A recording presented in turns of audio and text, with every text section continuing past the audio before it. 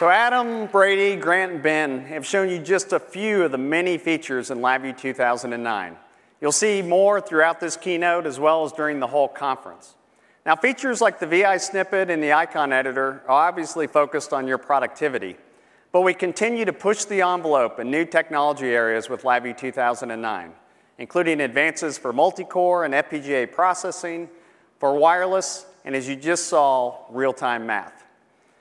Now, with over 20 years in the market, you can imagine LabVIEW gets lots of exposure, but sometimes in places you might not expect.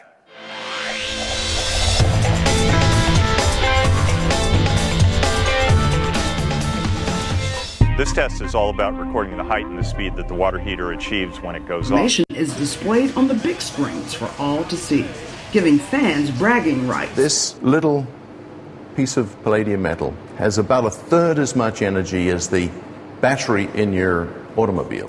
The numbers don't lie. The Ninjato is the most lethal weapon we've seen.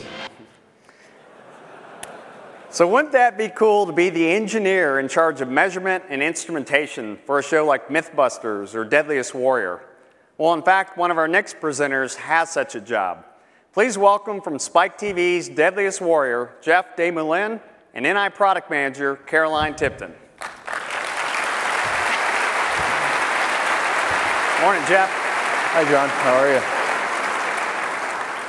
When we first set out to create Deadliest Warrior, we wanted to address the age-old question of guys in bars everywhere.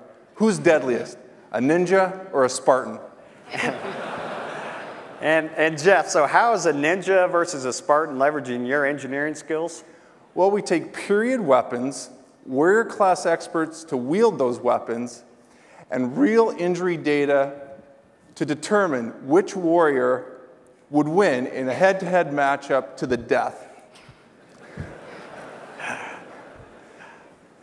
And we never thought that people like engineers would watch the show, but in fact, the techniques we used on the show have intrigued thousands of engineers to not only watch the show on television, but also online, making it one of the top downloaded shows. So, to show you firsthand how we're going to do this, is we've set up a small experiment that we can perform right here on stage. But John, I'm guessing you haven't wielded a samurai kanabo before. No, Geoff, we've had plenty of baseball bats up on stage over the years, but this is definitely a first. Well, it's like a baseball bat, but far more lethal.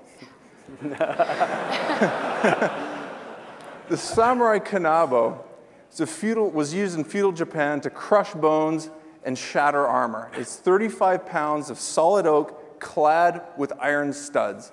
So what we're going to do is measure the impact of the kanabo coming down on this shield using NI compact DAC, and then compare your strike with all the other warriors. So essentially we'll be asking the question, who's deadlier, a trained warrior or a marketing executive?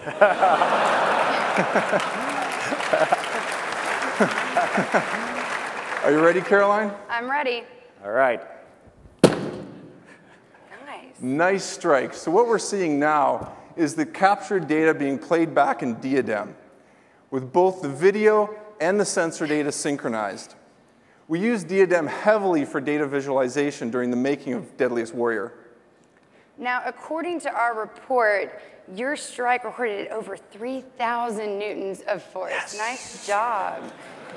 Now we're going to go back to LabVIEW and see how that compares with the other warriors that we tested.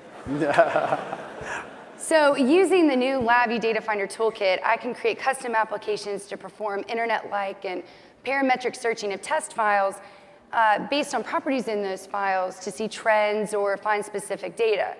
So in this particular case, I'm searching through thousands of files in several different formats to find the top 3 warriors and compare you against them. All right.